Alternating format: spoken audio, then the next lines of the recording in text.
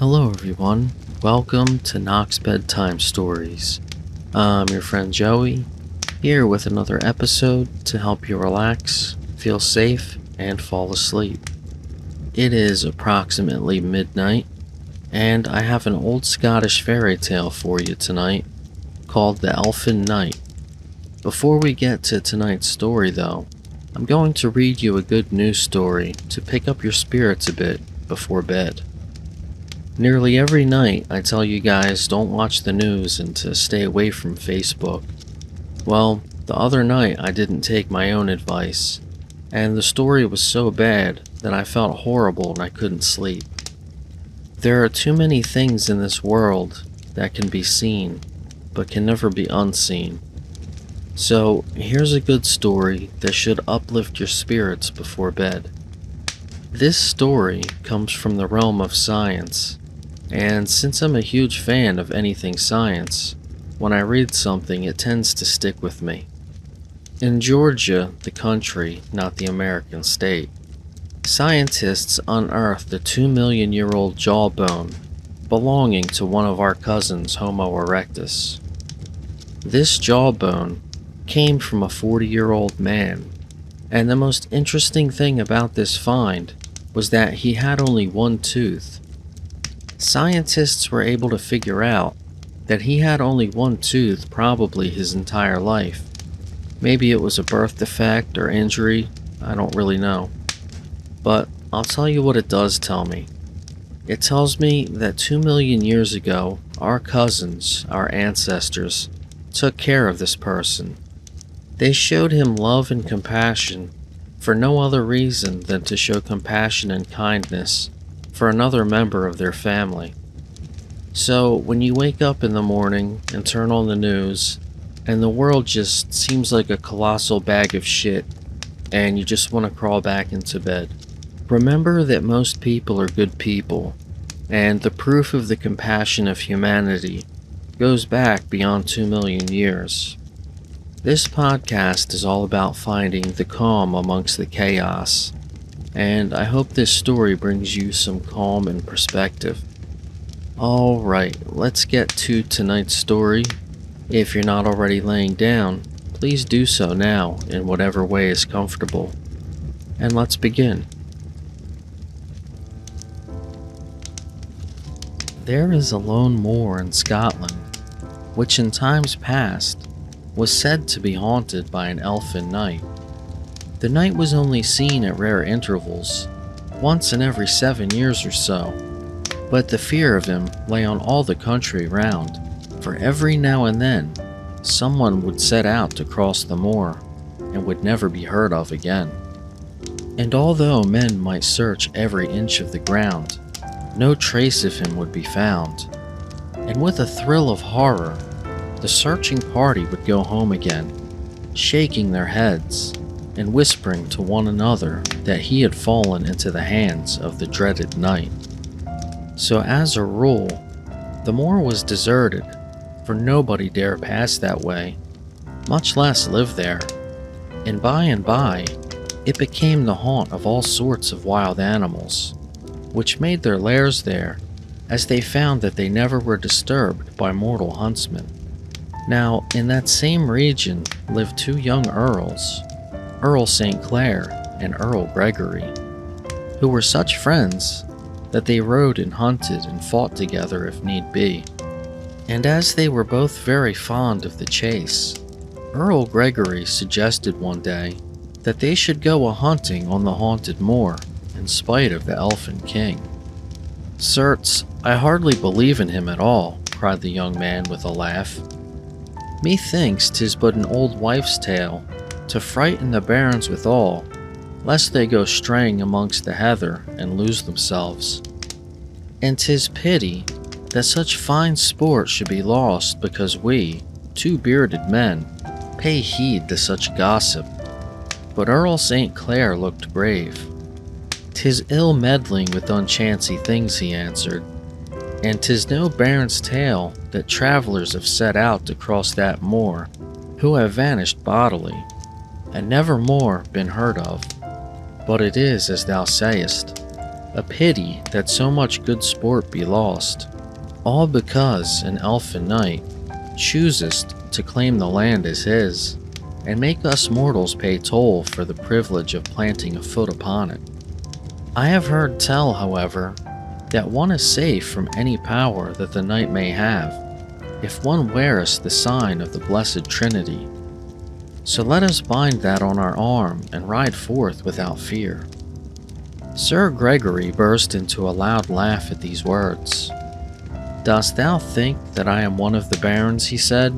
"First to be frightened by an idle tale, and then to think that a leaf of clover will protect me? No, no, carry that sign if thou wilt. I will trust to my good bow and arrow." But Earl St. Clair did not heed his companion's words, for he remembered how his mother had told him when he was a little lad at her knee, that whoso carry the sign of the Blessed Trinity need never fear any spell that might be thrown over him by warlock or witch, elf or demon. So he went out to the meadow and plucked a leaf of clover, which he bound to his arm with a silken scarf. Then he mounted his horse and rode with Earl Gregory to the desolate and lonely moorland. For some hours all went well, and in the heat of the chase, the young men forgot their fears. Then, suddenly both of them reined in their steeds, and sat gazing in front of them with affrighted faces. For a horseman had crossed their track, and they both would fain have known who he was and whence he came. "By my troth, but he rideth in haste, whoever he may be," said Earl Gregory at last. "And though I always thought that no steed on earth could match mine for swiftness, I reckon that for every league that mine goeth, his would go 7. Let us follow him, and see from what part of the world he cometh. The Lord forbid that thou shouldest stir thy horse's feet to follow him," said Earl St. Clair devoutly. "Why, man, 'tis the Elfin Knight. Canst thou not see that he doth not ride on the solid ground, but flieth through the air, and that, although he rides on what seems a mortal steed, he is really carried by mighty pinions, which cleave the air like those of a bird? Follow him forsooth. It will be an evil day for thee when thou seekest to do that." But Earl St. Clair forgot that he carried a talisman which his companion lacked, that enabled him to see things as they were, while the other's eyes were holden, and he was startled and amazed when Earl Gregory said sharply, "Thy mind hath gone mad over this elfin king. I tell thee, he who passed was a goodly knight, clad in a green vesture, and riding on a great black jennet. And because I love a gallant horseman, and would fain learn his name and degree, I will follow him till I find him, even if it be at the world's end."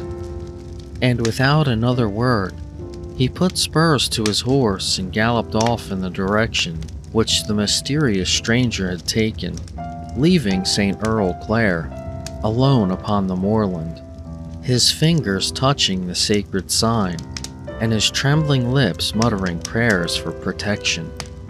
For he knew that his friend had been bewitched, and he made up his mind, brave gentleman that he was, that he would follow him to the world's end, if need be, and try to deliver him from the spell that had been cast over him.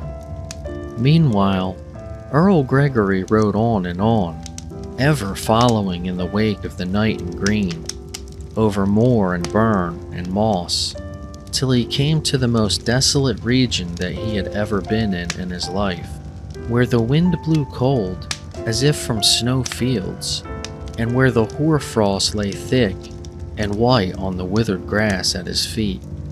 And there, in front of him, was a sight from which mortal man might well shrink back in awe and dread.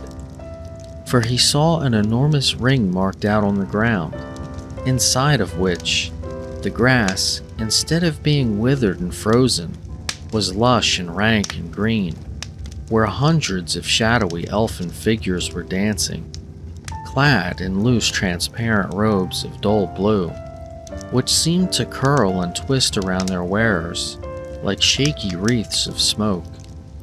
These weird goblins were shouting and singing as they danced, and waving their arms above their heads, and throwing themselves about on the ground, for all the world as if they had gone mad. And when they saw Earl Gregory halt on his horse, just outside the ring, they beckoned to him with their skinny fingers. Come hither, they shouted. Come tread a measure with us, and afterwards we will drink to thee out of our monarch's loving cup. And strange as it may seem, the spell that had been cast over the young Earl was so powerful that, in spite of his fear, he felt that he must obey the eldritch summons, and he threw his bridle on his horse's neck and prepared to join them. But just then, an old and grizzled goblin stepped out from among his companions and approached him. Apparently, he dare not leave the charmed circle, for he stopped at the edge of it.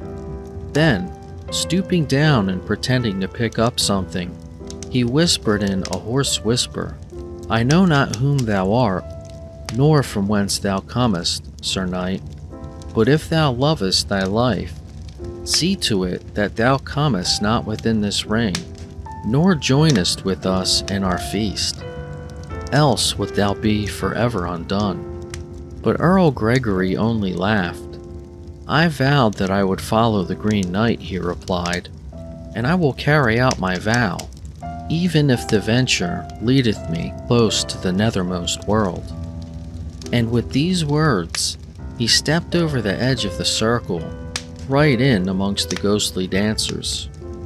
And his coming they shouted louder than ever, and danced more madly, and sang more lustily. Then all at once a silence fell upon them, and they parted into two companies, leaving a way through their midst, up which they signed to the Earl to pass. He walked through their ranks till he came to the middle of the circle, and there, seated at a table of red marble, was the knight whom he had come so far to see, clad in his grass-green robes. And before him on the table stood a wondrous goblet, fashioned from an emerald, and set around the rim with blood-red rubies. And this cup was filled with heather ale, which foamed up over the brim. And when the knight saw Sir Gregory, he lifted it from the table, and handed it to him with a stately bow. And Sir Gregory, being very thirsty, drank. And as he drank, he noticed that the ale in the goblet never grew less, but ever foamed up to the edge. And for the first time his heart misgave him, and he wished that he had never set out on this strange adventure. But alas, the time for regrets had passed, for already a strange numbness was stealing over his limbs, and a chill pallor was creeping over his face. And before he could utter a single cry for help, the goblet dropped from his nerveless fingers, and he fell down before the Elfin King like a dead man.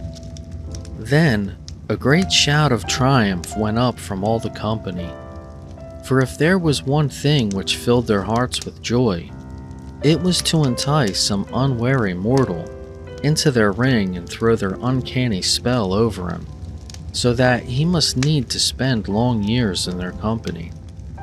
But soon their shouts of triumphs began to die away, and they muttered and whispered to each other with looks of something like fear on their faces.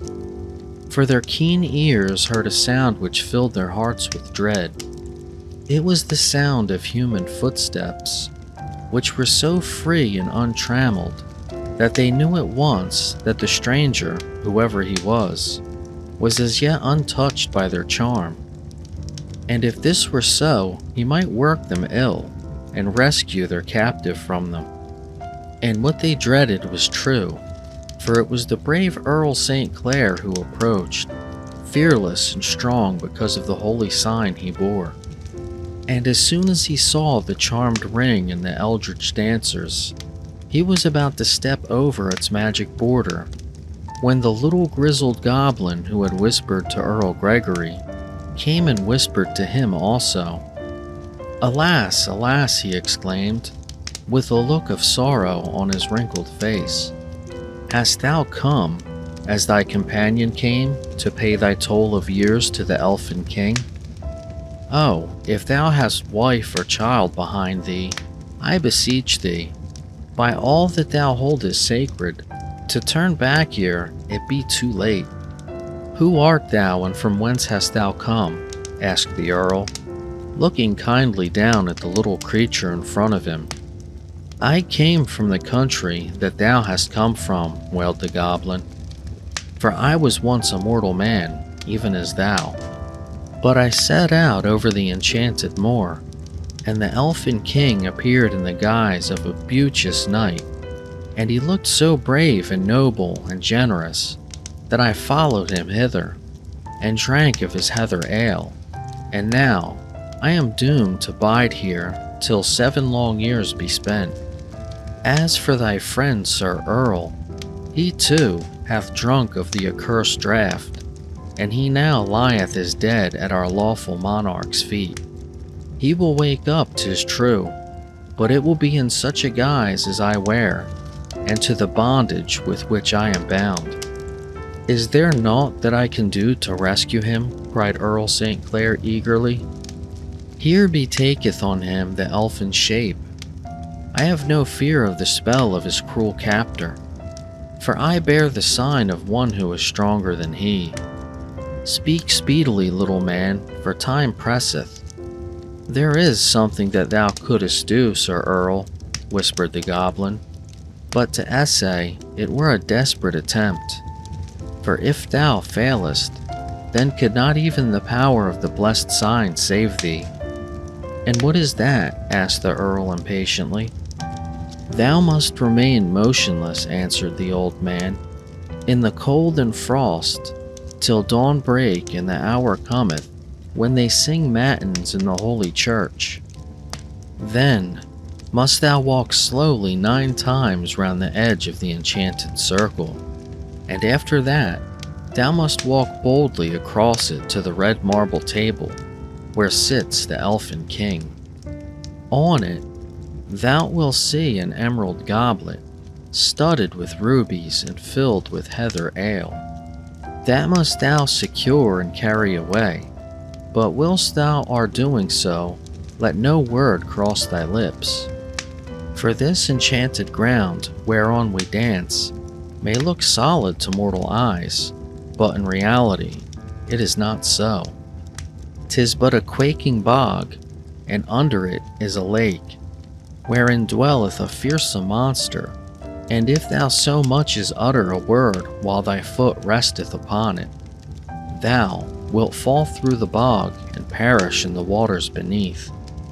2 coal-black ravens rose in the air.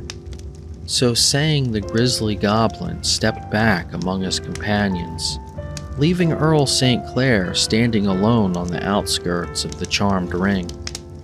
There he waited, shivering with cold through the long dark hours, till the gray dawn began to break over the hilltops, and with its coming, the elfin forms before him seemed to dwindle and fade away. And as the hour when the sound of the matin bell came softly pealing from across the moor, he began his solemn walk.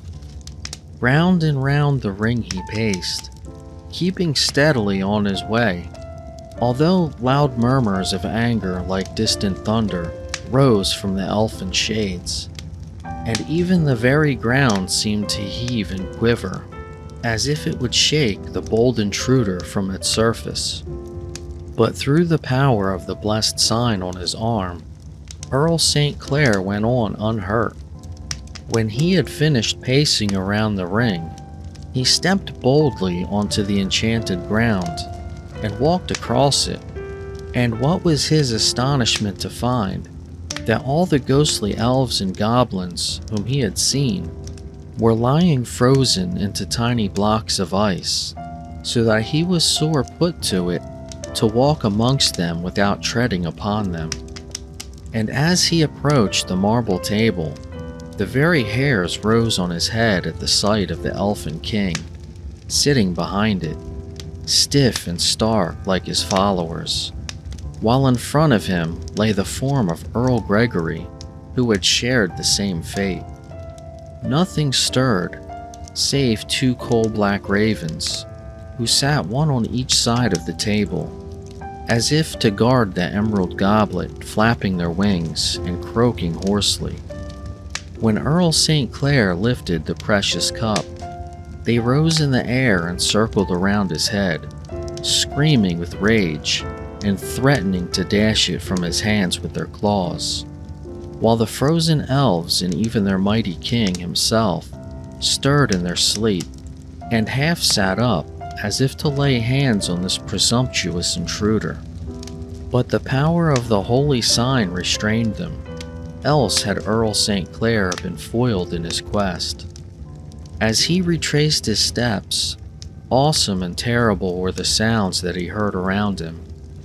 The raven shrieked, and the frozen goblins screamed, and up from the hidden lake below came the sound of the deep breathing of the awful monster who was lurking there eager for prey. But the brave Earl heeded none of these things, but kept steadily onwards, trusting in the might of the sign he bore. And it carried him safely through all the dangers. And just as the sound of the matin bell was dying away, in the morning air he stepped on to solid ground once more, and flung the enchanted goblet from him. And lo, every one of the frozen elves vanished, along with their king and his marble table, and nothing was left on the rank green grass save Earl Gregory, who slowly woke from his enchanted slumber, and stretched himself and stood up shaking in every limb. He gazed vaguely round him, as if he scarce remembered where he was. And when after Earl St. Clair had run to him, and had held him in his arms till his senses returned, and the warm blood coursed through his veins, the two friends returned to the spot where Earl St. Clair had thrown down the wondrous goblet. They found nothing but a piece of rough gray whinstone, with a drop of dew hidden in a little crevice, which was hollowed in its side. Thank you all for listening. If you found the podcast helpful, please subscribe.